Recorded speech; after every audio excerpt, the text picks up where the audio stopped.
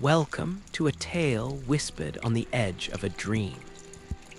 As the world outside settles into a deep and silent hush, and the familiar contours of your room begin to blur with the approaching tide of sleep, let us turn our thoughts to a city veiled in perpetual twilight. A place where the cobblestones are slick not with rain, but with memory, and where the grandest, most terrible truths are hidden just beneath the surface of things. We journey tonight not with the clamor of hunters, but with the patience of scholars, sifting through the fragments of a fallen world to understand the most sorrowful of its mysteries. The story of a slumbering god, a great one that never woke.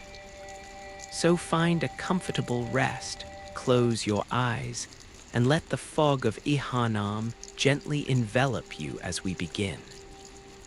Imagine, if you will, a city that is less a place of stone and mortar, and more a state of being, a condition of the soul. Yharnam does not feel built so much as it feels grown, a petrified forest of gothic spires and arched bridges, its foundations sunk into the earth with the weary finality of a great, slumbering beast. The air here is a permanent, textured thing, a broth of river mist and cold stone dust, carrying within it the distant, metallic tang of old blood and the cloying sweetness of funeral incense that has been burning for so long its scent has become part of the very brickwork. To walk its streets is to walk through a dream you cannot quite shake upon waking. The way the fog clings to the wrought iron fences, smudging their sharp points into soft, uncertain shapes. The way the gargoyles perched on cornices seem not to be watching you, but to be dreaming themselves, their stony faces turned inward toward some private, eternal night. The city is a labyrinth, not just of winding alleys and dead-end courtyards, but of meaning, where every symbol carved above a doorway, every stained glass window depicting a benevolent, multi-limbed being, is a piece of a language no one living remembers how to speak. This is a place where the boundary between the waking world and the world of sleep is tissue thin, where the grand, celestial bodies hanging in the sky, the moon vast and pale, and its smaller, sickly yellow sibling, feel less like distant astronomical objects and more like the unblinking eyes of the city itself, watching, waiting, dreaming along with it. The silence here is not an absence of sound, but a presence, a heavy velvet curtain muffling the occasional, choked cry from a boarded-up window, or the distant, dragging chain of some unseen thing moving through the mist. This is the dreaming city, a place built upon a foundation of sleep, and its every cobblestone, every flickering gas lamp is a testament to the vast and slumbering consciousness upon which it precariously rests. Long before the streets ran with the blood of beasts and the chants of healing became desperate prayers, there was a place of quiet contemplation by the lake. Biogenwith College, a cluster of scholarly buildings nestled in the whispering reeds, was once a sanctuary for the brightest, most inquisitive minds, a place where the pursuit of knowledge was a sacred, almost monastic endeavor.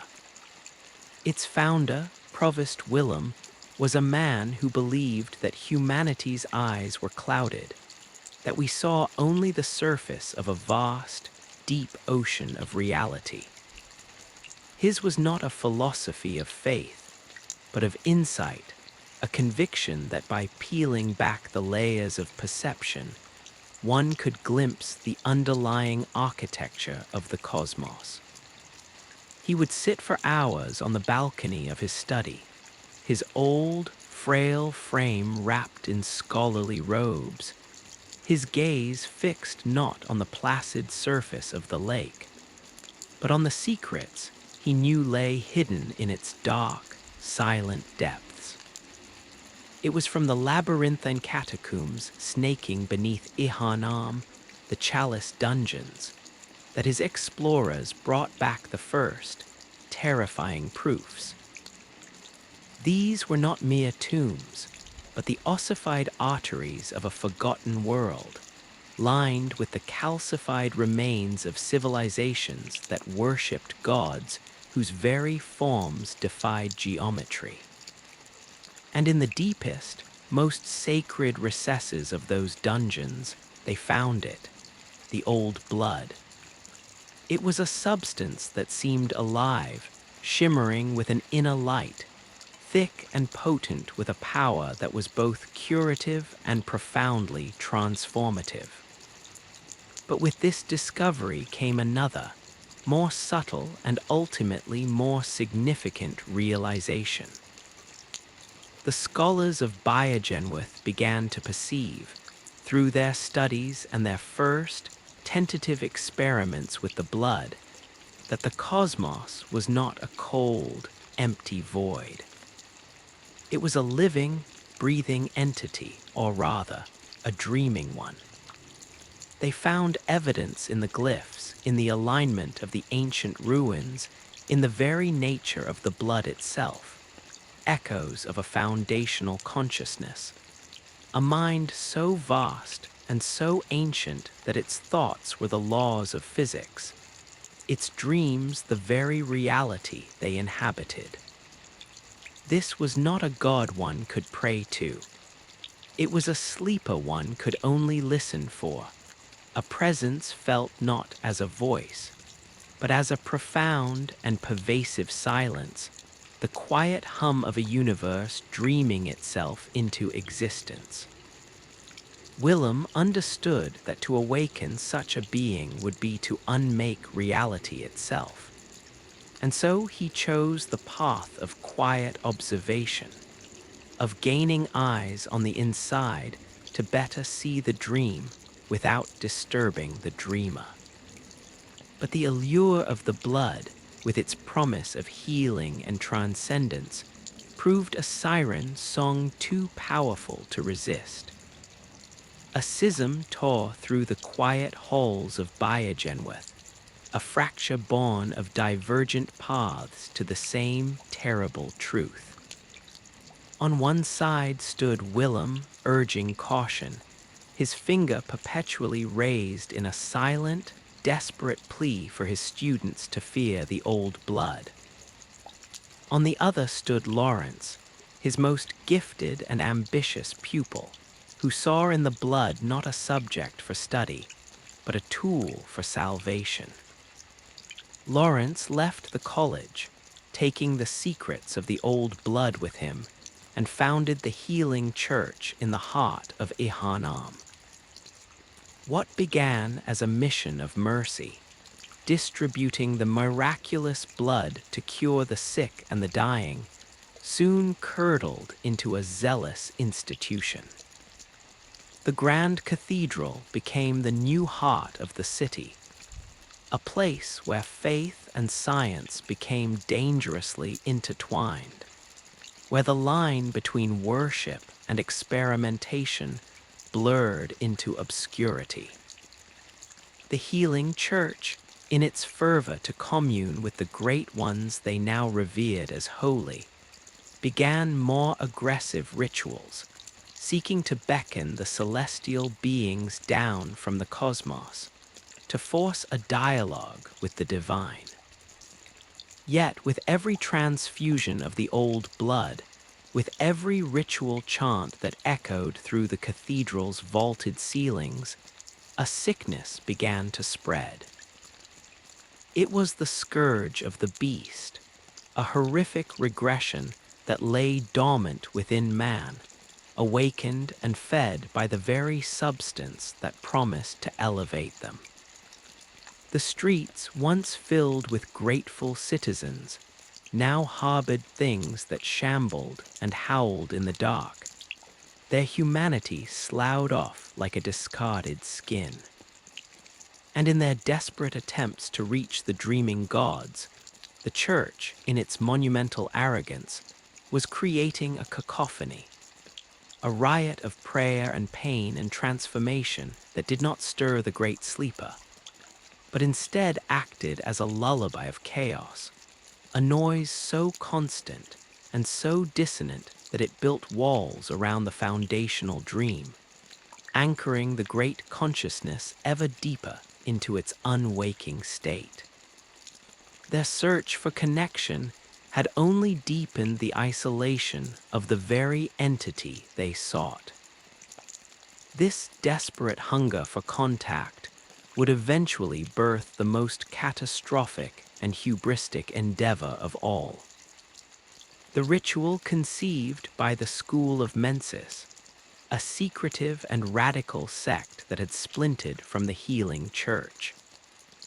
Where Willem sought insight and Lawrence sought communion, the scholars of Mensis sought a forced audience, a summoning by sheer, unadulterated will. They gathered in their unseen chapel, a place that stank of singed hair and ozone, and they performed a rite of such profound and violent intent that it did not merely call out into the dream. It tore a hole in the fabric of reality itself. The Mensis ritual was an act of psychic screaming, a collective focusing of human consciousness into a single, piercing needle meant to jab into the side of a god. And it worked after a fashion. It did not wake the great sleeper, but it did rip a portion of the waking world away, casting it adrift in a new, terrible dimension, the nightmare frontier. This was a landscape of pure, distilled madness, where the sky was a swirling vortex of impossible colors, and the ground was littered with the petrified corpses of the very scholars who had conceived the ritual. Their minds burned out in an instant, leaving their bodies as empty, twitching shells, still wearing the golden cages that were meant to focus their thoughts. The ritual's most grotesque achievement was the one reborn, a monstrous, pulsating collage of corpse parts stitched together by unseen forces, a pathetic and writhing mockery of life that was less a newborn god and more a stillborn testament to the ritual's failure. The school of Mensis had sought to create a new great one to force a birth, but all they had managed was a violent miscarriage of cosmic principles. And in the devastating aftermath, as the echoes of their failed ritual reverberated through the layers of dream and reality, a profound paradox took hold.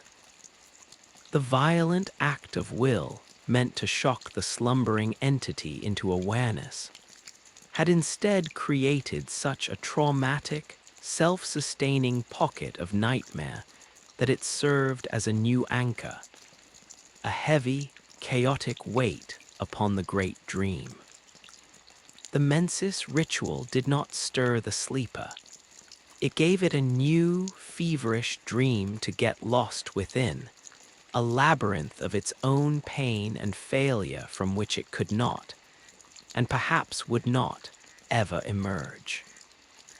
The silence that followed was not the silence of peace, but the deeper, more absolute silence of a mind that has retreated into the furthest, most inaccessible corners of its own immense self. And so the city, our Yharnam, settled into the long, slow decay that follows a great and final hope extinguished. The healing church, its authority shattered by the beastly scourge it had unleashed, and the horrific failure of the Mensis sect retreated behind the high, forbidding walls of the grand cathedral, becoming a fortress of silence and secrets. Its once bustling wards and chapels now stood as hollow monuments, their polished marble floors scuffed by the frantic claws of things that were once healers, their stained glass windows now depicting saints and celestial beings, to an audience of dust motes dancing in the slanted, sickly light. The choir, the church's most elite and secretive inner circle, who had once communed with the cosmos from their celestial observatory high above the city, now whispered prayers to a sky that had grown deaf, their celestial instruments falling silent, their knowledge turning inwards, becoming a recursive, paranoid loop of theology with no one left to hear its conclusions. The city, abandoned by its shepherds, was left to the hunters, lonely, cursed figures stalking the fog-choked streets, their existence a perpetual, bloody vigil against the endless tide of beasthood.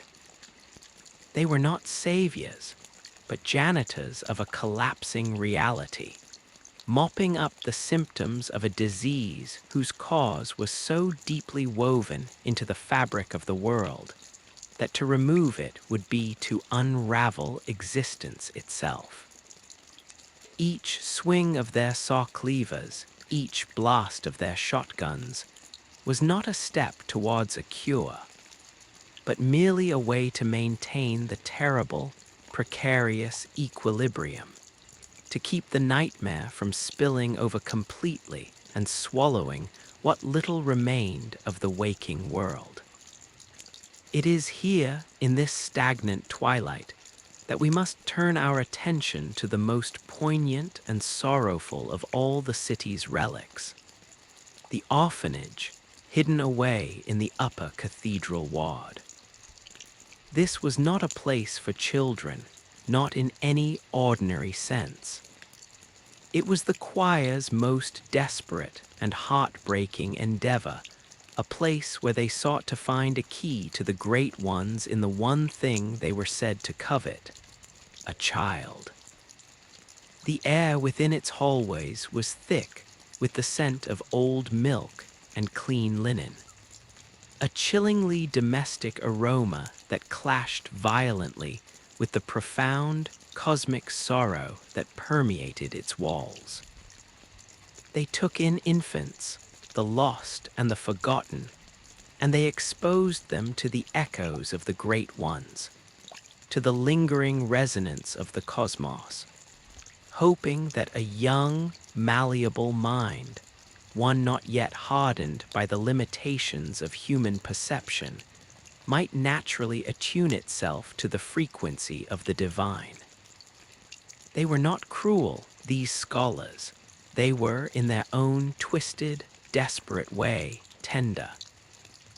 They would sing lullabies to the cribs, gentle melodies that were also intricate tonal keys, designed to vibrate in harmony with the hum of the universe. They would show the children intricate music boxes, whose delicate, tinkling notes were meant to mimic the chiming of the celestial spheres. They hoped to raise not prophets, but conduits. They dreamed of a child who would not need to be taught the language of the gods, but who would simply begin to speak it, whose first words would not be mother or father, but the true names of the stars. What became of those children is a secret the orphanage guards with a silence more profound than any tomb. Some records, written in a frantic, fading hand, speak of infants who would stare for hours at a blank wall, their eyes reflecting not the nursery room, but swirling nebulae and distant, icy moons. Others whisper of a child who, upon hearing a particular sequence of notes from a music box, began to levitate, its tiny body humming with an impossible energy before going suddenly, terribly still. The most successful, and thus the most tragic, of these experiments was a child known only as Ariana. She was found to possess a unique sensitivity, a blood that resonated with a rare purity. She was cared for, studied, elevated. But the contact she achieved was not with a benevolent, parental God. It was with the slumbering presence at the foundation of it all, the great, dreaming void. And to touch that mind, even for a moment, was to be infused with its essence, its loneliness, its ancient and incomprehensible sorrow. The children did not become messengers. They became vessels for a grief so vast it would have crushed an adult mind to dust. They did not speak the language of the gods. They wept it in tears that were not water, but a substance like liquid starlight, cold and heavy with the weight of eons. This practice, this gentle, horrifying cultivation of infant conduits, represents the final, logical extreme of the human desire to connect. It was an attempt to bypass the need for brutal, forced rituals, to instead grow a bridge from the most innocent and vulnerable of human materials. But a bridge must connect two shores, and the far shore in this case was a mind lost in dreams. The children of the orphanage did not pull the great one from its slumber. They were, one by one, pulled into it.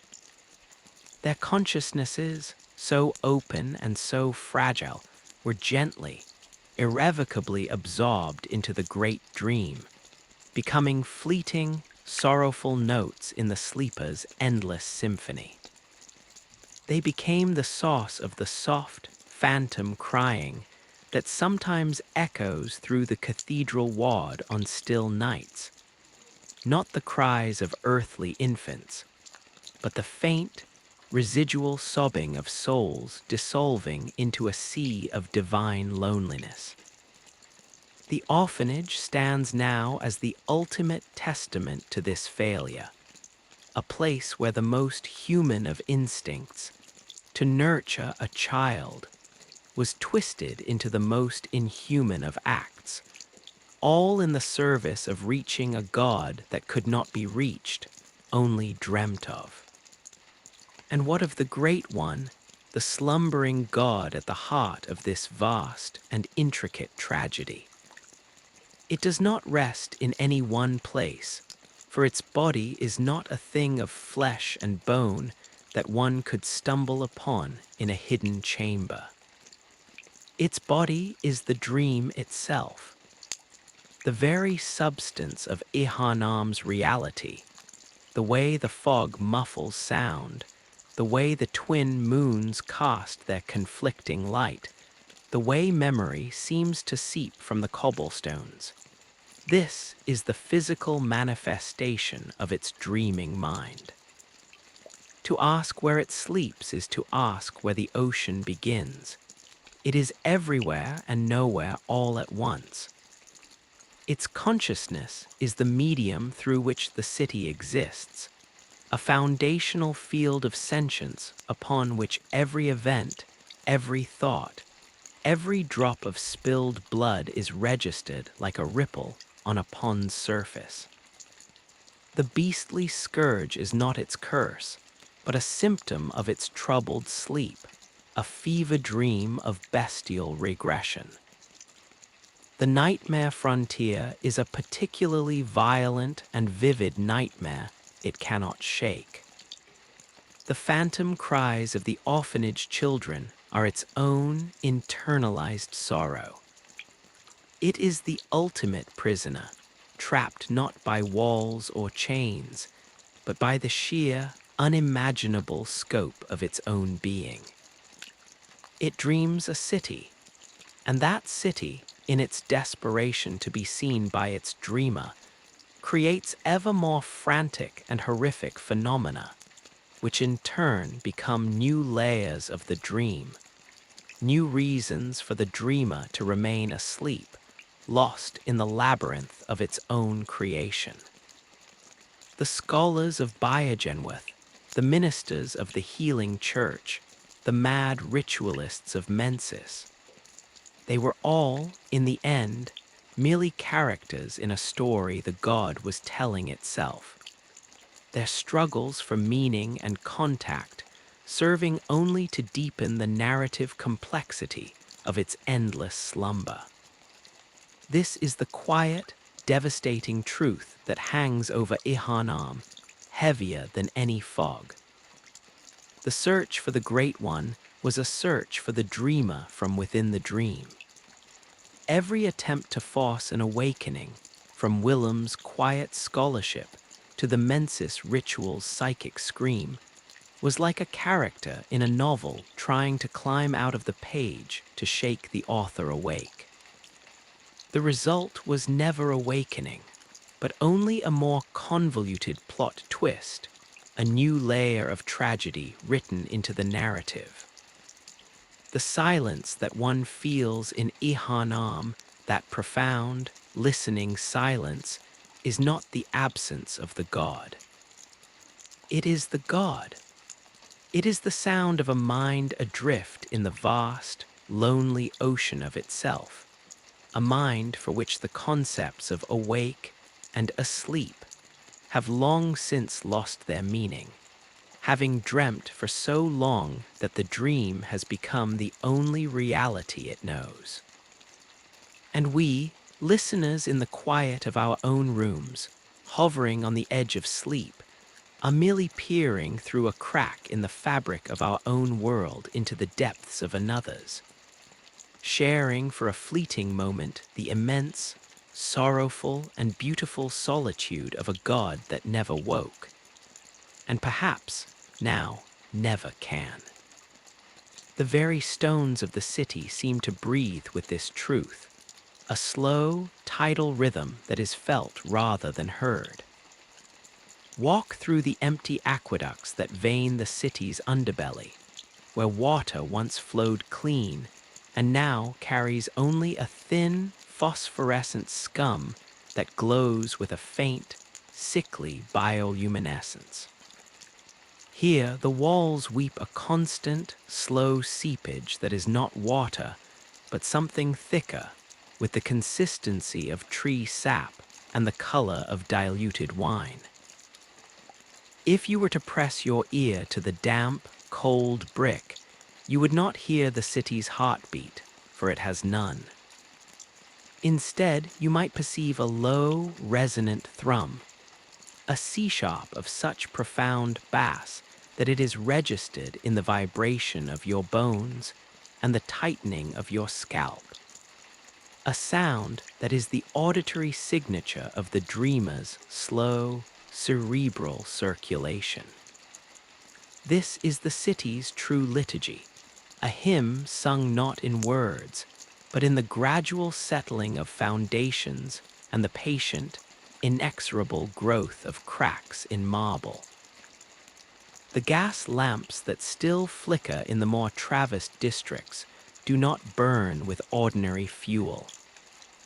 Their reservoirs are filled with a viscous, amber oil distilled from the fat of the very beasts that stalk the night, so that the act of pushing back the darkness is perpetually funded by the darkness itself. A closed loop of futility whose light casts long, dancing shadows that seem to mock the very concept of illumination. In the districts where the common folk once lived and thrived, the evidence of this recursive nightmare is etched into the mundane. A child's wooden doll, left abandoned on a windowsill, has had its painted smile worn away by the caress of the fog.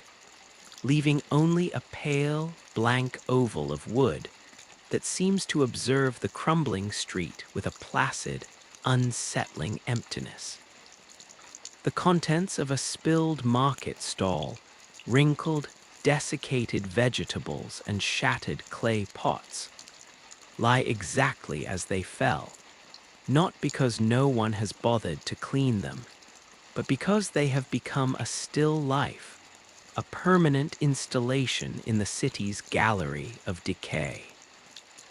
Behind the bolted door of a tailor's shop, a half-finished coat still sits on the mannequin, the needle and thread dangling from a sleeve, waiting for a hand that will never return to complete the stitch. These are not merely signs of a sudden departure. They are artifacts of a timeline that has simply stopped, like a clock whose internal mechanisms have finally rusted solid, its hands pointing forever at the hour of the city's final, captured breath. The people who remain, those few souls huddled behind barricades of furniture and faith, are not truly living.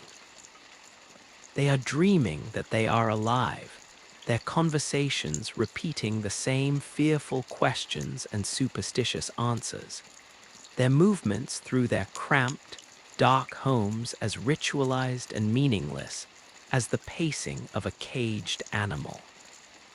They are phantoms acting out the memory of life for an audience of one, the vast, slumbering consciousness that dreams them into its own narrative. High above these trapped lives, in the bell towers and spires that pierce the perpetual fog, another kind of vigil is kept. The church's messengers, small, wizened creatures swaddled in white cloth, still occasionally stir from their own enchanted sleep. They do not speak, but communicate in a language of gentle, chiming bells tied to their wrists and a tactile language of soft, insistent touches. They are the dreamer's scribes, recording every event, every minor shift in the nightmare's texture. They will approach a hunter who has just felled a particularly monstrous beast and lay a cold, small hand upon the gore-splattered arm, not in comfort, but in transcription, absorbing the sensation of the kill, the metallic scent of the blood, the hunter's fleeting surge of triumph and self-loathing. This sensory data is then carried back to their silent, candlelit nooks, where it is somehow imprinted onto blank, vellum-like scrolls, adding another line to the infinite, unreadable epic of the dream. They are not serving the church anymore. They serve the dream itself, ensuring its continuity, its richness of detail. Their presence is a quiet assurance that nothing, no matter how small or terrible, is ever wasted. Every drop of blood is a word. Every death is a paragraph. The entire city is a library, and its only reader is asleep. Beneath the city, the chalice dungeons continue their silent, aeonic existence, but they too have been transformed by the stasis above. The rituals that once allowed explorers to delve into their depths have become corrupted, their precise geometries now warped and recursive. A hunter who descends with a sacred chalice now may find themselves walking in circles through the same ossuary, the piles of skulls regarding them with identical, hollow-eyed amusement each time they pass. The guardians of these depths, the Pithumerian descendants with their ghost-pale skin and arcane fire, no longer attack with purposeful fury, but with the languid, almost bored movements of actors performing a play for the 10,000th time.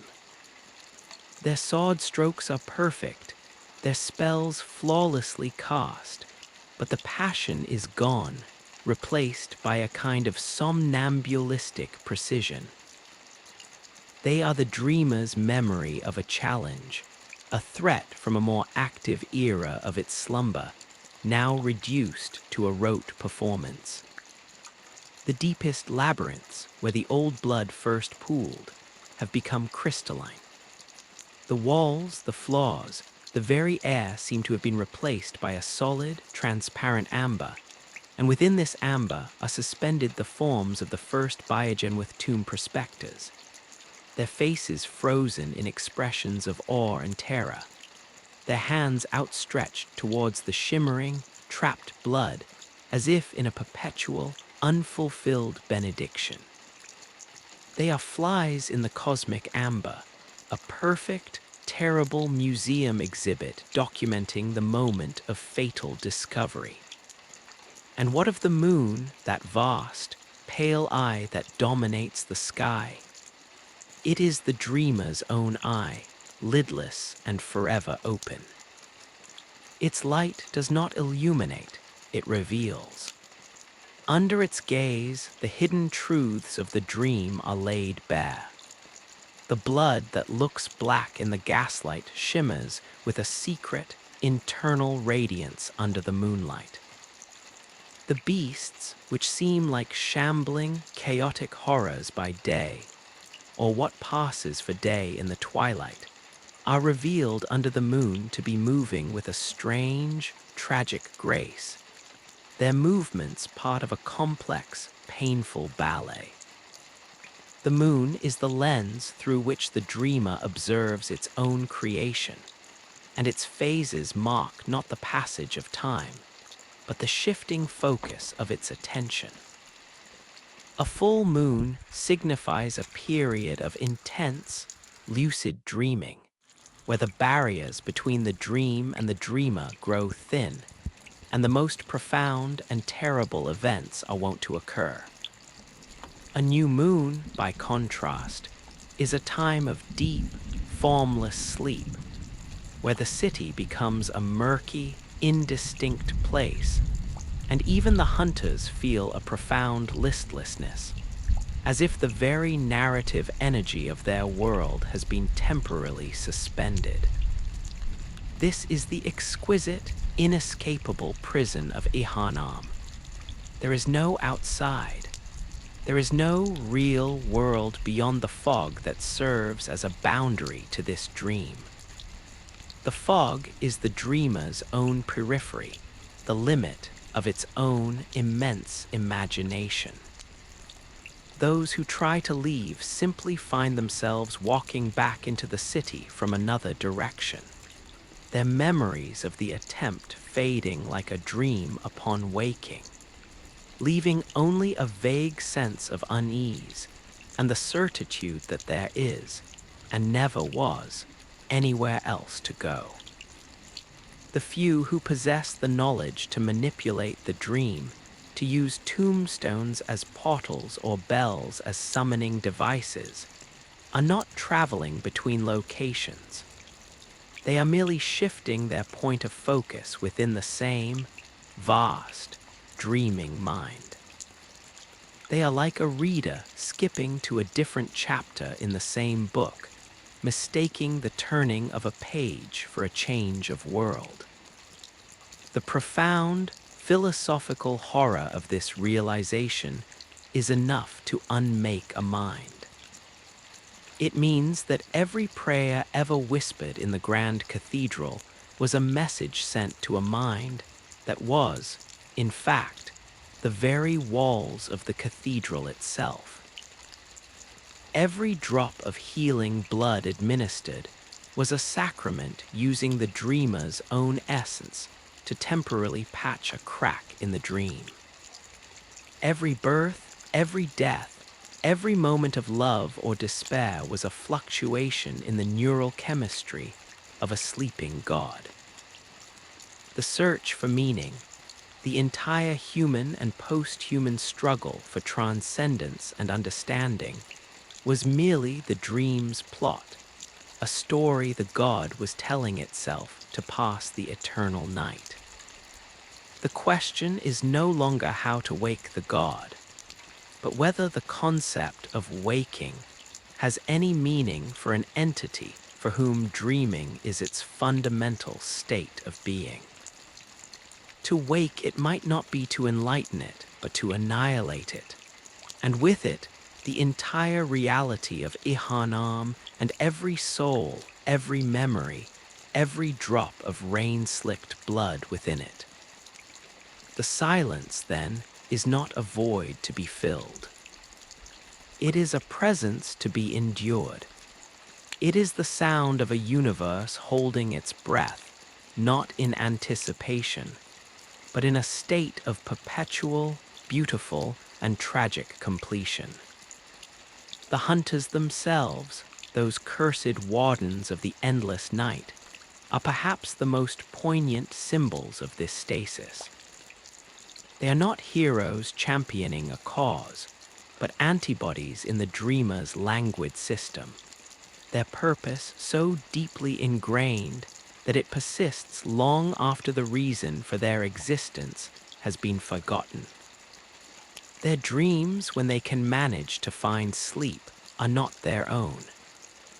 They dream of the hunt, of the scent of old blood and the visceral tear of flesh under their weapons, but these are not memories. They are rehearsals. They are the dreamer refining the choreography of its own internal conflict, running the simulation again and again to maintain the delicate tension that gives the larger dream its structure. A hunter might wake from such a dream with the phantom taste of copper on their tongue and the muscles in their arms aching from blows they never struck. Their own subconscious having become a practice dummy for the cosmos.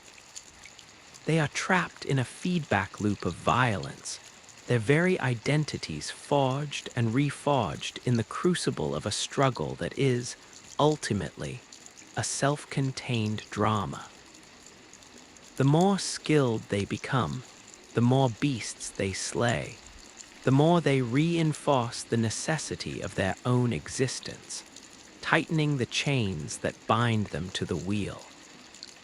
Their greatest triumphs are merely the dreamer's most satisfying plot twists.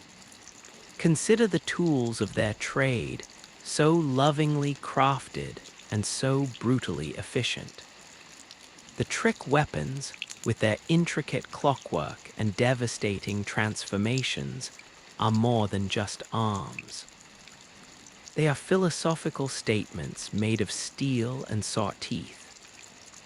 A simple saw cleaver, when its mechanism is triggered, unfolds into a longer, heavier blade with a sound that is part metallic shriek and part organic sigh. This transformation is a microcosm of the hunter's own duality. The civilized man becoming the primal beast, the healer becoming the killer, the order of the workshop yielding to the chaos of the street. Using such a weapon is not just a physical act. It is a ritual that reaffirms the central paradox of Yharnam.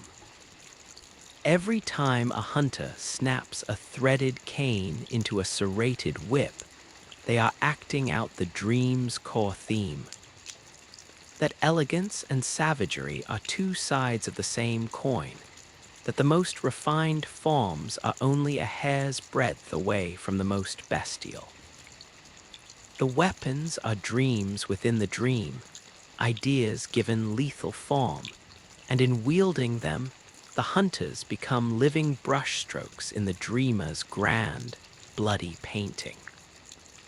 Even the act of dying, that most final of human experiences, has been subsumed into the dream's economy.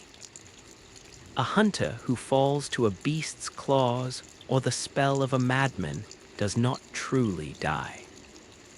They simply wake up again at a lit lantern, the memory of their demise a sharp, painful sting that quickly fades into a dull ache, like the remnant of a bad dream. This cyclical resurrection is not a blessing, but the most subtle and insidious form of damnation. It robs death of its meaning, its finality. It turns mortality into a temporary inconvenience, a checkpoint in an endless game. The hunter who dies 100 times is not a persevering hero. They are a record stuck in a groove, repeating the same few seconds of music for all eternity. Each death and subsequent reawakening is a tiny, personal echo of the larger cosmic stasis. It teaches a terrible lesson. That in this world, nothing truly ends, nothing is truly lost, and therefore, nothing truly matters. The only thing that accumulates is the weight of the experience itself, a sediment of pain and frustration that slowly settles upon the soul, calcifying it into something as hard and unfeeling as the cobblestones underfoot. And then there are the dolls. Scattered throughout the dream in the most secluded and sacred of places, these life-sized, porcelain figures stand in silent vigil. Their faces are painted with an expression of serene, empty benevolence, their glass eyes seeing everything and nothing. In the hunter's dream, a special place that exists as a staging ground for the nightly hunt. One such doll is animate, tending to the grave flowers and offering quiet, comforting words to the weary hunter. But her comfort is part of the mechanism. Her purpose is to channel the blood echoes, the residual life force and consciousness collected from the slain back into the dream, strengthening it, nourishing the dreamer. When she says, "You're sure to be in a fine dream about now," it is not a wish for pleasant sleep. It is a statement of fact. She is a gardener tending the soil of the nightmare, and the blood echoes are the fertilizer that ensures its rich, terrible bloom. The other, inanimate dolls found in the waking world, in abandoned workshops, in the corner of a sealed room, are like forgotten prayers. They are focal points, anchors for a specific kind of emotional energy. A longing for care, for a gentle touch, for a mother's love. The great ones, it was said, yearned for children. And so the dream, in its infinite, recursive complexity, created these effigies of motherhood, these vacant vessels for a love that could never be truly given or received. To find one in the dark, to see its pale, placid face in the flickering lamplight, is to feel the dreamer's own loneliness reflected back at you. A loneliness so profound it had to sculpt a statue to give it a face. This loneliness permeates even the highest echelons of what was once power. Lady Maria of the Astral Clock Tower, a relic from a bygone age of the hunt, sits in eternal vigil over the secret of the fishing hamlet. She is no longer truly alive, yet she cannot die. She is a memory given form, a recurring character in the dream's narrative who is painfully aware of her own fictional nature. When she fights, her movements are a blend of breathtaking elegance and profound sorrow. Every parry and thrust imbued with the weight of a past she can neither change nor escape. She is the dreamer's guilt made manifest, a self-inflicted punishment for a sin so old its details have been lost, leaving only the raw, emotional scar. Defeating her is not a victory. It is simply turning the page to the next chapter of the dreamer's self-flagellation. Her clock tower, a place that supposedly measures time, is in fact a monument to its absence. The great, intricate clockwork is frozen, its hands motionless, its gears seized. It does not tell the hour, it represents the concept of an hour that will never come, a future perpetually deferred. Out in the wilderness, beyond the city's immediate grasp, the same rules apply.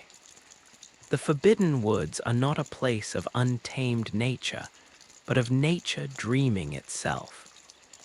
The trees twist into agonized shapes, their bark forming faces that seem to scream in silent torment. The snakes that infest the area are not mere animals. They are manifestations of a deep, primal fear, their bodies woven from the dream stuff of paranoia and betrayal. To be poisoned by one is not just to be envenomated. It is to be injected with a concentrated dose of the dream's own treachery, a psychic toxin that clouds the mind with visions of other snakes coiling in the periphery, just out of sight. The woods are a tangled, vegetative representation of the dream's labyrinthine complexity, a place where the path doubles back on itself, not by design, but because the dreamer itself is lost, unable to find a way out of its own thicket of thoughts. And at the edge of the world, where the land falls away into a roiling, cosmic sea, lies the fishing hamlet. This is where the dream's deepest wound resides, festering and raw. The air here is thick with the smell of salt, fish, and a deeper, more offensive odor of cosmic rot. The villagers are no longer human. They are fish-human hybrids, their bodies transformed by a proximity to a great one that was violated and slain. They shuffle through the mud and muck, muttering curses in a language that is half-drowned gurgle, half-profound imprecation. Their existence is a perpetual, weeping saw on the face of the dream, a reminder of the original sin that set this entire tragedy in motion. The thing they worship, the bloated, pitiful form of Kos, or some say Cosm, washed ashore, is the corpse of a god. But in a world that is a dream, even death is not an end. The corpse dreams its own localized nightmare, a small, concentrated pocket of storm and sorrow that infects the very sea and sky. To walk through the hamlet is to walk through the dreamer's regret, to feel the shame and horror of that ancient transgression as a physical pressure against the skin, a damp, cold cloth that never warms. This is the ultimate nature of the slumbering god's realm. It is not a kingdom, but a psyche. Its geography is not made of rock and soil, but of memory, emotion, and thought. The beasts are its rage and fear. The healing church is its ambition and pride. The hunters are its conflict and resolution. The dolls are its longing. The hamlet is its guilt. Every character, every location, every event is a piece of a vast, sprawling self-portrait, a map of a single, unimaginable mind. The scholars who sought eyes on the inside to perceive the truth were, in a way, successful. The truth they found was that they were already inside, that they had always been part of the internal landscape of the very thing they sought to observe from without. They were neurons firing in the brain of a sleeping titan, mistaking their own electrical impulses for independent thought and action. The gentle rhythm of your own breathing, listener, as you drift in the space between wakefulness and sleep, is the only clock that matters in this shared darkness. For a moment, let the weight of Yharnam's endless dreams settle upon you not as a burden, but as a strange and terrible wonder. To be a single, fleeting thought in the mind of a god is a form of immortality, albeit a tragic one. Your struggles, your joys, your fears, they are all part of a grand, beautiful, and heartbreaking story. And as the fog outside your window thickens, blurring the line between your world and this one, consider the silence that now stretches between us. It is the same silence that hangs over Yharnam. It is not empty, it is full. It is the silence of a page after the story has been told, a silence that contains within it every word that was ever written. It is the silence of a god that never woke, dreaming on, and on, and on, its solitude so complete that it has populated an entire universe just to have something to miss. The very water that laps listlessly against the rotten pilings of the fishing hamlet's dock is a testament to this sorrow. It is not true seawater, but a thick, briny emulsion that holds suspended within it flecks of dull, silver light, like the scattered scales of the celestial beings that once swam in its depths. When a wave, sluggish and weary, breaks upon the shore, it does not crash but exhales, releasing a mist that carries the taste of forgotten prayers and profound, oceanic grief. This is the dreamer's tears, the physical manifestation of a regret so ancient and so deep it has its own tides. The villagers, in their fish-like forms, are not monsters to be reviled, but fellow dreamers, their humanity long since dissolved in the brine of this shared, subconscious penance. Their guttural chants, which sound like curses to an outsider, are in fact the litanies of this place, the only words adequate to describe a loss that defies language. They are chanting the dreamer's own lament, a single, mournful note sustained for eons, their bodies warped into fitting vessels for a sorrow that was never meant to be contained in a human frame. Back within the city's heart, in the research hall of the healing church, the physical cost of reaching for the dream is preserved in a state of horrific, perpetual suffering. This tower, once a place of soaring intellectual ambition, is now a vertical garden of agony. The patients, the failed subjects of the church's attempts to accelerate human evolution, are fused to their beds, their bodies distorted into impossible, floral shapes. Their limbs have elongated into pale, twining stalks, their heads bloated into heavy, nodding blossoms that drip a thin, clear sap. They are still, mercifully or tragically, aware. They murmur and weep, their voices a soft, rustling chorus that fills the stagnant air, speaking fragments of half-remembered lives, and the terrifying, beautiful visions the experiments forced upon them. They were given eyes, not on the inside, but implanted in their very flesh, in a desperate attempt to force them to see what the scholars of Biogenworth only theorized. And they saw. They saw the swirling colors of the cosmos, the intricate clockwork of fate, the face of the dreamer itself. But the sight was too much for their fragile minds to process, and so they broke, their consciousnesses spilling out and taking these bizarre botanical forms. They are not failures. They are successful experiments that proved the hypothesis too well. They are living proof that to gaze directly into the dreamer's mind is to be unmade, to have one's own identity overwritten by the vast, alien patterns of a god's thoughts.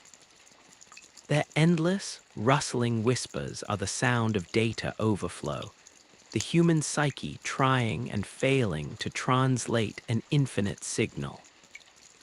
In the quietest corners, where the dust settles thickest, one can find the echoes of more personal tragedies, small, self-contained stories within the grand narrative.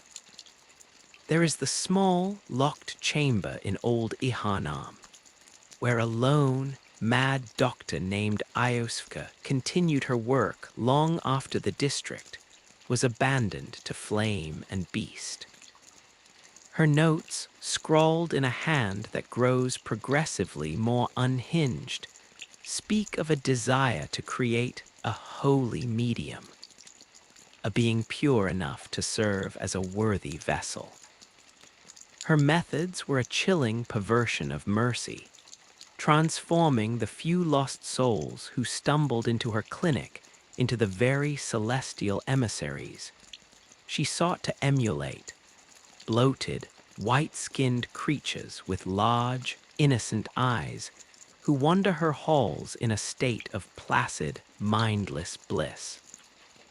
She did not see herself as a torturer, but as a sculptor, carving away the rough, sinful edges of humanity to reveal the angelic form trapped within. Her story is a microcosm of the Church's entire endeavor, a descent into monstrousness paved with the gold of good intentions, a lonely woman playing God with lives in a world where God was already asleep at the wheel.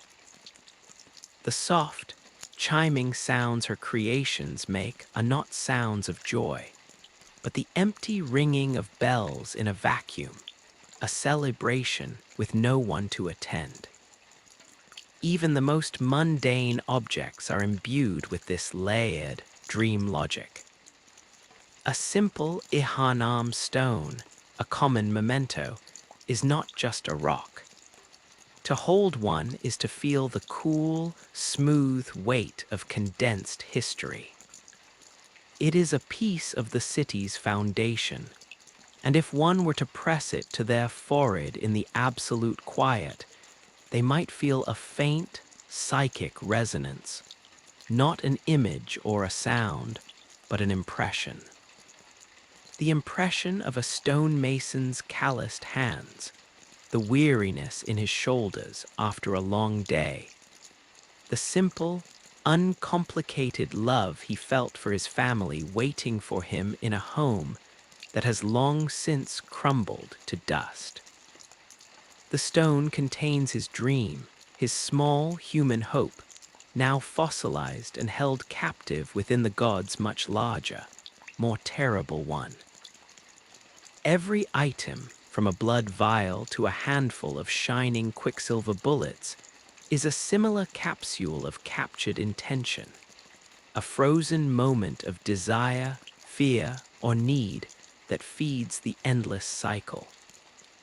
The cycles of the hunt itself are the dream's respiration. The night begins with a sense of tense anticipation, the fog rolling in as the great consciousness shifts into a more active, narrative phase. The beasts emerge from their hiding places, driven by a hunger that is not their own, but the dreamer's own restless, predatory instinct. The hunters answer the call, their own blood singing with the same ancient imperative. The clang of steel, the roars of beasts, the blast of gunpowder. This is the dream's most vivid and violent poetry, a sonnet written in gore. As the night wears on, the action rises to a fever pitch, a cathartic release of the tension that has been building in the dormant hours. And then, as the first hints of a false dawn tinge the horizon, the frenzy subsides. The beasts that remain slink back into the shadows, their purpose for this cycle fulfilled. The hunters, their bodies aching and their minds numb, retreat to the dream to mend their weapons and their spirits. This is the dream's exhalation, a period of quiet consolidation before the process begins anew. The blood moon that sometimes rises is not a celestial event, but the dreamer's fever spiking, a sign that the narrative is reaching a climax, that the barriers between the layers of the dream are dissolving, and that the most profound revelations and the most horrific transformations are at hand. This is the exquisite, inescapable nature of the trap. There is no villain to defeat, no spell to break. The mensis ritual was not a mistake that can be undone. It was a new chapter written into the book. The burning of old Yharnam was not a tragedy that can be avenged. It was a plot point. Every attempt to fix the situation, to find a cure for the scourge or a way to communicate with the great ones, is just another paragraph being added, another twist in the plot that further ensnares the characters. The hunter who seeks to end the dream is the most tragic figure of all, for their quest is the dream's most compelling subplot. Their determination, their strength, their growing insight, all of it is merely fodder for the narrative, making the story richer, more engaging, and ultimately more inescapable. To become powerful enough to challenge the nature of the dream is to become a more central and complex character within it. The dream co-opts all rebellion, all desire for change, and turns it into another reason for its own continuation. And so we find ourselves returned to the silence, to the quiet of your room and the slow, steady rhythm of your heart. The story of Yharnam is not a history, it is a condition. It is the state of a mind that has turned inwards upon itself, creating a universe from its own memories, desires, and regrets. The slumbering god is not a king on a throne, but a patient in a self-made asylum, and the city is the asylum's walls, its staff, and its other patients, all generated by the illness itself. The most profound mystery is not why the god sleeps, but what terrifying truth it might be dreaming to escape from. What waking reality could be so unbearable that the creation of an entire, self-perpetuating nightmare is preferable? The answer, perhaps, is hidden in the one thing the dream consistently avoids, the one blank spot on its own map, the concept of a true, final, and peaceful end. The dream is defined by its refusal to end, its horror of the final silence that is not the silence of dreaming, but the silence of nothingness. And so it dreams on, weaving its beautiful, terrible tapestry, populating its lonely halls with phantoms, all to avoid the one thing it fears most. The moment the dreamer, truly and irrevocably, opens its eyes. The silence that follows the hunt's end is perhaps the most deceptive of all. It is not a true silence, but a layered thing, a palimpsest of echoes. If you stand perfectly still in the aftermath, in some deserted courtyard where the mist curls like sleeping cats around the ankles of statues, you can almost hear them, the ghost sounds of what has just transpired. The sizzle of blood evaporating from hot steel, the final wet sigh of a beast's last breath, the faint, psychic resonance of a hunter's fleeting thought of home, quickly suppressed. These are the afterimages burned onto the retina of the dream, lingering like the phantom glow of an extinguished lamp. The air itself seems to thrum with spent adrenaline, a metallic vibration on the tongue that is the taste of concluded violence. This is the dream digesting its own events, absorbing the drama back into its substance, metabolizing conflict into atmosphere. It is in these moments that the city feels most alive, not with activity, but with a deep, ruminative consciousness, turning over the events of the night like a tongue probing a missing tooth, savoring the hollow space where the pain used to be. Beneath the city's skin, in the forgotten aquifers and sealed-off catacombs, the water has taken on the qualities of the dream. It is no longer merely H2O, but a fluid archive. In the cisterns below the cathedral ward, the water is black and viscous, its surface sheened with a rainbow iridescence like oil, but it is not oil. It is concentrated memory, a liquid that has been steeped for too long in the psychic runoff of the city above. Drop a pebble into its depths, and it does not make a splash, but a soft, sighing sound, and the ripples that spread are not circles of water, but faint, expanding rings of visual static, within which fleeting, half-formed faces appear and dissolve. The old pipe systems that once carried fresh water to the populace now carry this dark, reflective medium, pumping it through the city's veins like a sedative, ensuring that every brick, every foundation stone is slowly, patiently infused with the same somnolent resonance. The plumbers and engineers who once maintained these systems are all gone, of course, but their work is perpetuated by the dream itself.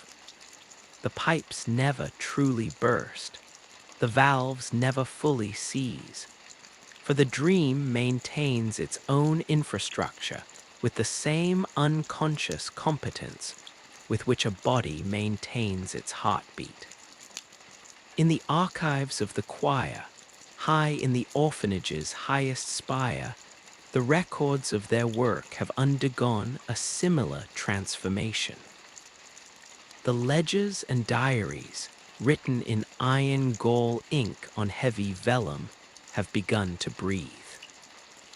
The pages rise and fall with a slow, tidal rhythm, and the words upon them are no longer static.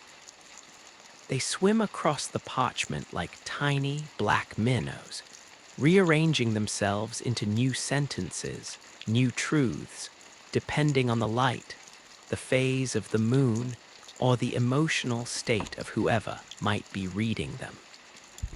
A passage describing a successful communion with a celestial presence might, in the flicker of a candle, reconfigure itself into a frantic confession of failure and despair.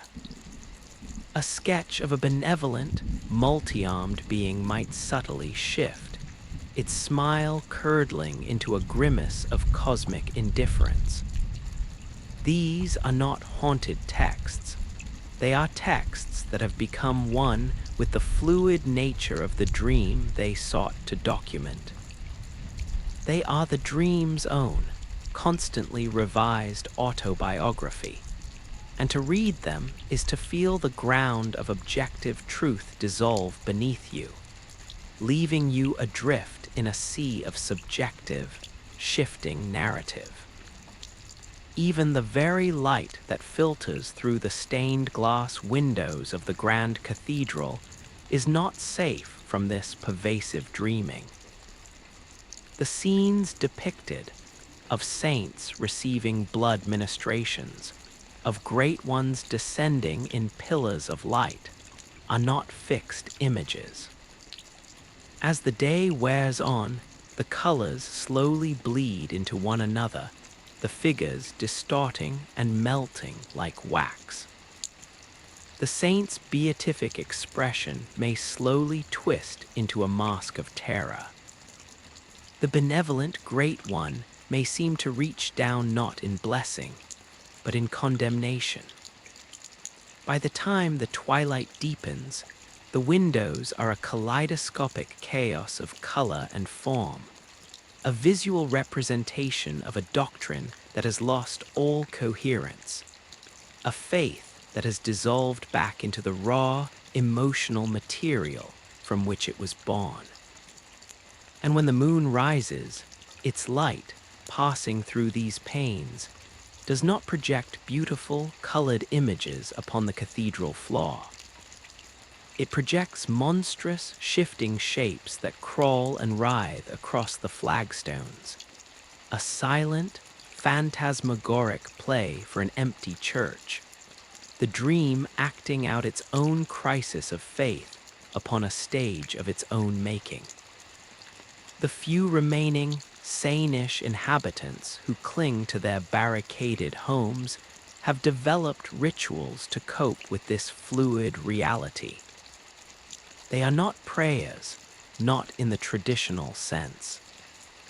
They are grounding techniques, desperate attempts to pin down the ever-shifting dream. A woman in a small apartment might spend hours polishing the same single spoon over and over until its surface is a perfect, flawless mirror. She is not cleaning it. She is using its solidity, its simple, undeniable spoonness, as an anchor against the tide of unreality lapping at her door. A man might recite the same nursery rhyme, the one his mother sang to him, repeating it like a mantra, the familiar cadence and simple words a bulwark against the whispering, formless voices that sometimes seep through the walls. These tiny, obsessive acts of preservation are the true religion of the latter-day Yharnamites. They are worshipping the concept of stability, making offerings of routine and repetition to gods of order who have long since departed, or worse, never existed at all. Their sanity is measured in the thin, worn line between the repetitive motion that grounds them and the repetitive motion that signifies they have already been absorbed, becoming like the twitching, mindless patience of the research hall, performing their own, smaller, sadder versions of the eternal dream. Out in the wilderness, the hunter's nightmare offers a distorted, funhouse mirror reflection of this same principle. This is not a separate place, but a fever dream layer, a pocket of the great dream where guilt and punishment have congealed into a landscape. Here, the laws of time and consequence are not just fluid, but broken. The hunter who enters does not merely travel to a location. They travel to a moment, the moment of a great, original sin, and they are forced to relive its echoes and repercussions in an endless, bloody loop. The ground is not earth, but a substance like hardened, bloody resin, sticky and warm to the touch, littered with the corpses of beasts and hunters from countless previous cycles. The sky is a swirling vortex of angry, blood-red clouds and the air smells of fresh viscera and ozone, the scent of violence that has just happened and is about to happen again. This is the dream's punitive conscience, a place where the concept of karma has been made literal and topographical. To be trapped here is to be a sentence in the dream's own self-recriminating monologue, a sentence that is written, erased, and rewritten for all eternity. And at the center of it all, in the one place that is both the heart of the dream and its greatest secret, lies the slumbering presence. Not as a form, but as a focal point. It is in the abandoned old workshop, a place that exists both in the waking world and the hunter's dream, a spatial paradox that marks the dream's point of origin. Here, in this small, dusty room filled with the ghost tools of the first hunters, the air is thick and still, heavy with the weight of primordial intent. This is where the first idea of the hunt was conceived, not by a person, but by the dreamer itself. The small, plain doll that sits in the corner, a prototype for the one in the dream, is not an object. It is a concept given form. The concept of a caretaker, the concept of a witness, the concept of unconditional, non-judgmental attention. To be in this room is to be inside the dream's own womb, to feel the simple, powerful urges that sparked this entire, terrible, beautiful creation. The urge to be cared for, the urge to be witnessed, and the urge to have a purpose, even if that purpose is a violent, endless cycle. The silence here is not the silence of absence, but the silence of potential, the quiet hum of a mind that contains universes, all of them dreaming the same lonely dream. The faint scent of dried flowers and old wood is the dreamer's own scent, and the layer of dust that covers everything is not neglect, but a protective covering, a shroud laid over the sleeping self to keep it from being disturbed by its own tumultuous creations. The faint, golden light of a single, guttering candle in the old workshop does not cast shadows so much as it carves hollows out of the palpable darkness. Each flicker, a tiny, desperate rebellion against the encroaching stillness. This is not a light that illuminates hope, but one that defines the precise dimensions of its absence. The dust motes, stirred by some imperceptible draught, do not dance in this light. They drift like ash on a windless day, settling with a finality that speaks of ages. Here, in this sacred, forgotten space, the very concept of time has been unraveled and respun into a single, eternal moment of contemplation.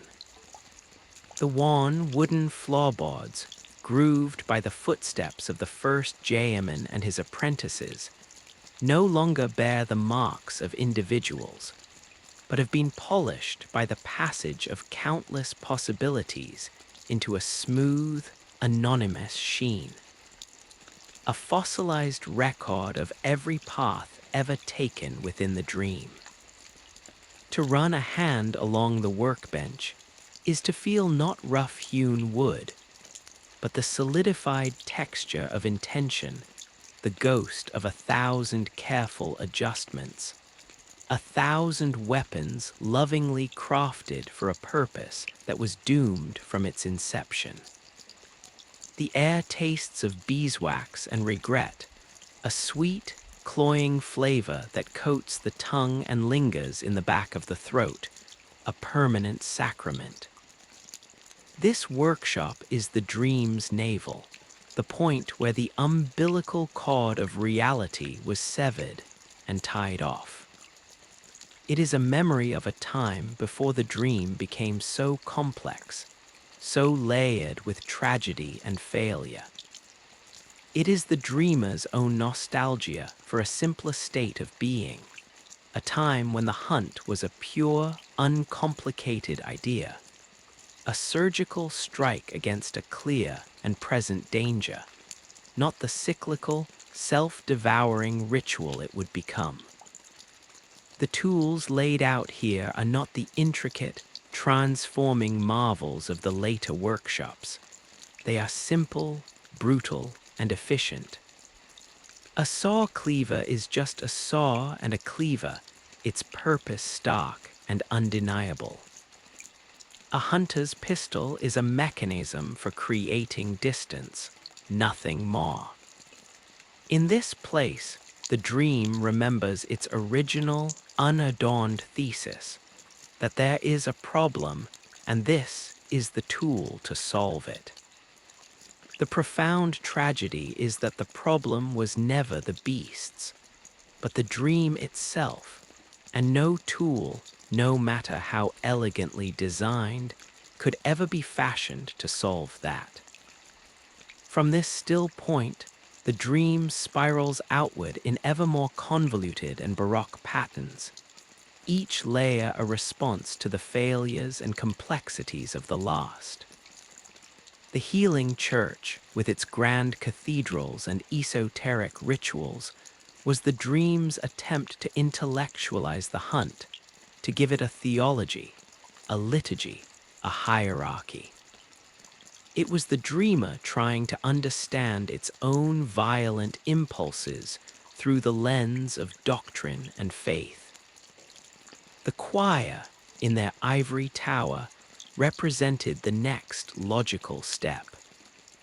The attempt to transcend the physicality of the hunt altogether, to replace blood and steel with music and mathematics, to commune rather than conquer.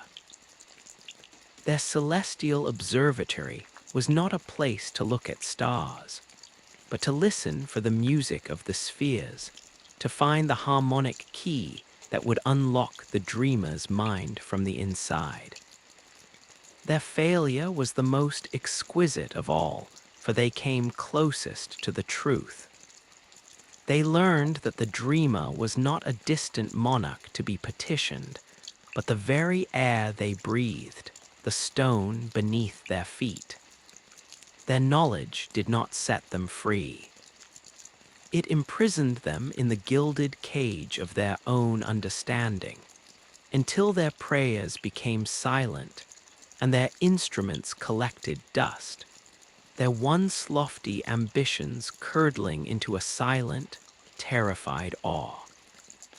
The hunter's nightmare, in turn, is the dream's own immune system turning upon itself.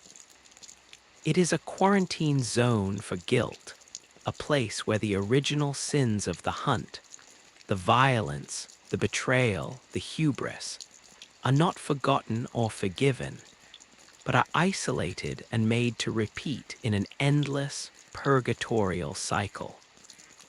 It is the dream's way of containing its own toxicity, of walling off the most cancerous parts of its own narrative so that the larger dream can continue. The hunters who are trapped there are not being punished by an external god. They are being consumed by the dream's own self-loathing. Their endless battle against the twisted, blood-drunk versions of their predecessors is the dream acting out its own regret, a play in which the actors are both the perpetrators and the victims of the same ancient crimes. The river of blood that flows through the nightmare is not a metaphor. It is the dream's circulatory system, poisoned with the memory of every life ever taken in its name, thick and slow and warm, carrying the scent of iron and remorse to every corner of that damned place. And what of the doll in the active hunter's dream? She is the dream's most successful and most heartbreaking creation. She is the embodiment of the caretaker concept born in the old workshop, perfected and given a voice, a form, a semblance of life. Her movements are not the jerky, mechanical actions of an automaton, but the fluid, graceful gestures of an idea made manifest. When she tends the white, fragile grave flowers, she is not merely gardening. She is cultivating memory, planting the echoes of the dead in soil made from the dream's own substance, allowing them to bloom into a beautiful, transient monument to futility. When she speaks to the hunter, her voice is not a recording, but a direct emanation of the dream's own longing for connection. "What is it you desire?" she asks, and the question is not hers, but the dreamer's, projected through her serene form. She is the perfect listener, the eternal witness, and in her presence, the hunter is not a person, but a character confessing their motivations to the author. Her comfort is real, but it is the comfort of the system itself, a gentle, persuasive force that encourages the hunter to continue playing their part, to keep the story moving. The blood echoes she channels are not just power, they are the raw material of the narrative, the emotional and experiential fuel that keeps the dream burning. Every beast slain, every insight gained, is another log on the fire, another paragraph written in the infinite book. This is the ultimate, gentle tyranny of the dream. It is not a cruel master, but a lonely one, and it has engineered its own companionship with such subtle genius that its prisoners willingly offer themselves up to sustain their own captivity. The hunter who seeks to lift the curse of Yharnam is like a character in a novel who has become aware of the reader. They may rage against the pages, they may try to write their own ending, but they are still made of ink and paper. Their rebellion is just another plot point, their defiance just another character trait that makes them more compelling to the silent, sleeping reader. The only true escape would be for the book to be closed, for the dream to end, and that is the one thing the dreamer cannot, or will not, allow. The fear of that final, blank silence is the engine of it all. So the dream continues, a self-sustaining reaction of immense complexity and profound sadness. The moon hangs in the sky, a pale, watchful eye. The fog clings to the cobblestones, a soft, smothering shroud. The beasts stir in the shadows, there growls the dreamer's own restless thoughts. The hunters sharpen their weapons, their resolve a flickering candle in the vast, dark cathedral of the night. And in the quiet spaces between the actions, in the breath held before the plunge, the silence speaks. It is a language without words, a communication of pure feeling. It is the weight of the stone, the chill of the mist, the scent of old blood and older flowers. It is the sound of a universe that is, for all its violence and grandeur, profoundly and irrevocably alone, telling itself a story to pass the time, weaving a tapestry of such intricate beauty and horror that it has forgotten it is both the weaver and the thread. And we, listening in the dark, are for a moment a part of that tapestry, our own waking dreams brushing up against the edges of this vast, slumbering one, sharing in the sublime and terrible solitude of a god that dreams and dreams and dreams.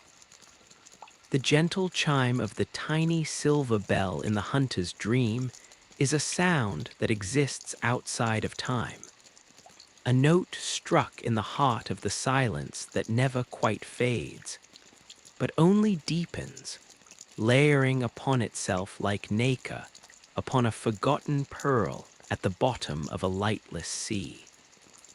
It is the sound of a single idea, the idea of summons, of connection across the lonely gulfs of the nightmare.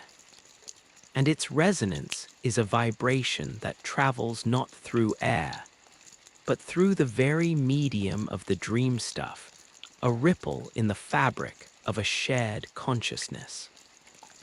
When a hunter rings their beckoning bell, they are not sending out a signal to another person.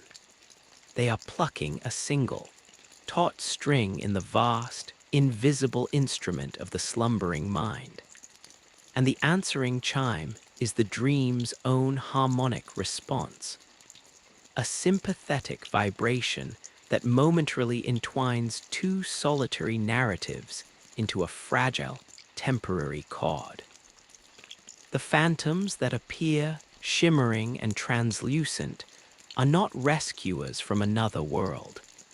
They are echoes of other hunters, other instances of the same fundamental character, reflected from different points in the dream's own recursive timeline. They fight alongside you, they bleed with you, but their eyes, even in victory, hold the same hollow understanding. You are not helping each other escape. You are reinforcing each other's roles, performing a duet for an audience of one, the collaboration itself just another, more complex variation on the theme of the hunt. When the shared task is done, the phantom fades, not with a farewell, but with a slow dissolution, their form unweaving back into the background hum of the dream, leaving behind only a faint, cold emptiness, the sensation of a chord resolving back into a single, sustained, and lonely note. In the waking world, the equivalent of this bell is the makeshift, handheld contraption known as the tiny music box. A simple, tarnished silver thing, its mechanism worn smooth by countless turns of a small, anxious key. It is an artifact of a purer, more personal sorrow, a lullaby meant for a single, specific child to ward off a single, specific horror. But in Yharnam, no sorrow remains pure, no artifact retains its single purpose. When its delicate, tinkling melody is played now, it does not merely disorient beasts with a memory of a lost humanity. It sends a shiver through the local reality. The air around the one who winds it grows heavy, the fog thickening into swirling, opalescent patterns, and for the duration of the tune, the world seems to remember another version of itself. The snarling beast, frozen for a moment, might not just hear a forgotten lullaby. It might see, in a fleeting, painful flash, the nursery room it once knew, the warmth of a candle, the safety of a mother's arms. It is a moment of poignant, devastating clarity, a crack in the nightmare through which the raw, unadulterated grief of the dreamer pours through. The music box is not a tool. It is a key to a specific, locked room in the dreamer's vast mansion of memories. And to use it is to step inside that room and feel the full, crushing weight of the love and loss contained within. A weight that is, for a few precious seconds, shared by both the hunter and the hunted. A moment of terrible, unifying empathy before the violence inevitably resumes. This empathy is the dream's most forbidden secret, its most carefully guarded trap. To truly understand the beast, to feel its pain and its lost history, is to risk becoming it. The line between hunter and hunted is not a line of morality or purpose, but a line of focus, of narrative perspective. The hunter is the dream's hand, its active principle. The beast is the dream's heart, its raw, emotional core. They are two sides of the same coin, and the coin is the dreamer's own conflicted soul. This is why the most feared fate for a hunter is not death, but succumbing to beasthood. It is not a transformation into a monster. It is a shift in perspective, a surrendering of the active role to become part of the background emotion, to dissolve from a character with agency into a manifestation of the setting's pervasive anguish. The hunter who feels too much for the beasts they slay is not becoming weak. They are becoming aware of the fundamental unity of the dream, and that awareness is the first, fatal step towards being reabsorbed by it. Their final, guttural roar is not a loss of humanity, but a moment of terrible clarity. The realization that they were never separate from the rage and the sorrow they have been fighting all along. High above, in the clock tower where the air is thin and cold with forgotten truths, the astral clock tower itself is the dreamer's attempt to quantify this unquantifiable reality. Its gears, frozen in place, are not broken. They are perfect. They have achieved a state of perfect, static balance, each tooth meshing with its neighbor in a representation of a universe where every cause has already had its effect, every action its equal and opposite reaction. The clock is not meant to tell time. It is a diagram of a finished system, a map of a destiny that has already fully unfolded. To stand in its presence is to feel the oppressive weight of predestination, the understanding that every choice you believe you are making has already been accounted for in this vast, frozen machinery.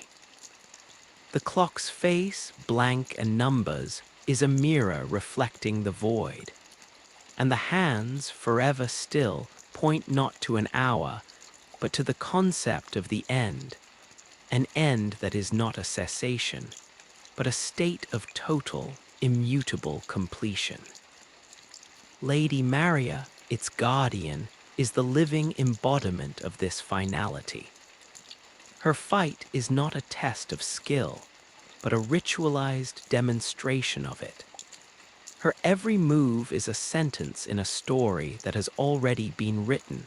Her defeat, a necessary punctuation mark in a paragraph she has read 1,000 times. When she falls and she says, "A corpse should be left well alone," she is not speaking to the hunter. She is reciting a line from the dream's own script, a reminder to the dreamer itself of the original sin that set this perfect, terrible clockwork in motion. The silence that follows her death is the silence of a page being turned, a silence that acknowledges the beauty and the tragedy of the narrative, but changes nothing of its fundamental nature. Beyond the city, in the nightmare frontier, the dream's structure breaks down entirely into pure, chaotic potential. This is the dreamer's id, a landscape before the imposition of narrative or form. The ground is a spongy, unstable peat that gives way without warning to pits of shimmer, silver sludge, that whispers with the voices of 1,000 half-formed ideas. The rocks are not stone, but crystallized fear, their surfaces shifting and flowing like liquid, showing brief, terrifying glimpses of faces and events that never quite cohere. The sky is a migraine aura of swirling, non-Euclidean colors that hurt the mind to look upon. A visual representation of a consciousness that is thinking too many thoughts at once. The creatures here are not beasts with a history or hunters with a purpose. They are raw, psychic phenomena. The silver beasts are ambulatory anxiety, their twitching, insectoid limbs and plated bodies, the physical form of a pervasive, skin-crawling dread. The winter lanterns are the dream's own self-awareness made monstrous, their bodies a grotesque amalgam of the doll's form and the messenger's substance, singing a lullaby that is also a countdown to madness. To hear their song is to feel the dream noticing you, not as a character, but as a temporary fluctuation in its own vastness. And that attention is a weight that the mortal mind cannot bear. The frenzy that they inflict is not a status effect. It is a moment of catastrophic, cosmic insight, the sudden, unbearable understanding of your own infinitesimal smallness within the infinite mind of the dreamer. It is the universe turning its gaze upon a single atom, and the atom screaming as it comprehends the scale of the attention it is receiving. This frontier is what lies beneath the ordered nightmare of Yharnam. It is the raw, seething chaos from which the city's more structured sorrows were carved. It is a reminder that the elegant tragedy of the hunt, the poignant failure of the church, the intricate guilt of the clock tower, are all just sophisticated patterns imposed upon this foundational bedlam. They are stories the dreamer tells itself to make the chaos bearable, to give the screaming id a cast of characters and a plot. But here, on the frontier, the veneer of narrative is thin, and the raw, undifferentiated energy of the dreamer's subconscious bleeds through. A constant, threatening reminder that the entire edifice of Yharnam is a precarious imposition, a slender raft adrift on a sea of formless, psychic noise. And in the deepest, most silent core of it all, beyond the frontier, beyond the clock tower, beyond the reach of any bell or ritual, lies the final truth. It is not a being to be fought or a secret to be uncovered. It is an understanding that settles upon the hunter who has seen everything, who has walked through every layer of the dream and felt its every texture. The slumbering god is not an entity that is dreaming of Yharnam. Yharnam is the slumbering god. The hunter is the slumbering god. The beast is the slumbering god. The doll, the messengers, the blood, the moon, the silence, all of it is the slumbering god. The search for the Great One was a search for the self. The attempts to wake it were attempts to wake up from the self. The entire epic, from the first discovery in the chalice dungeons to the final, bloody confrontation in the dream's heart, is a single, vast, and convoluted act of introspection. The god is not asleep because it is tired. It is asleep because waking would mean the dissolution of the self into the boundless, terrifying totality of what it is. The dream is a shield, a story it tells itself to maintain the illusion of being a separate, individual entity with a history, a purpose, and a name. The horror is not the dream, but the nature of the reality that the dream is protecting it from. So the hunt continues, not because it must, but because the dreamer chooses it. The loneliness is not an accident, it is the point. The connection sought through bells and cooperation is a fleeting illusion, a momentary tangling of threads in a tapestry that is, by its very nature, woven from separate, parallel strands. The sorrow is not a flaw, it is the medium. And the silence that now returns as the last echoes of our journey fade from your mind is not the end of the story. It is the story itself.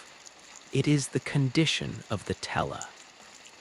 It is the beautiful, terrible, and eternal sound of a universe that is, and has always been, alone with itself, dreaming a city into existence, because the alternative is a silence too profound for even a god to bear. And in that shared silence, between your waking world and its sleeping one, there is a kinship, a recognition that perhaps all realities are, in the end, just dreams of different depths and complexities, and that the most profound truth we can ever know is the quiet, unshakable solitude of the dreamer, whoever or whatever that dreamer may be.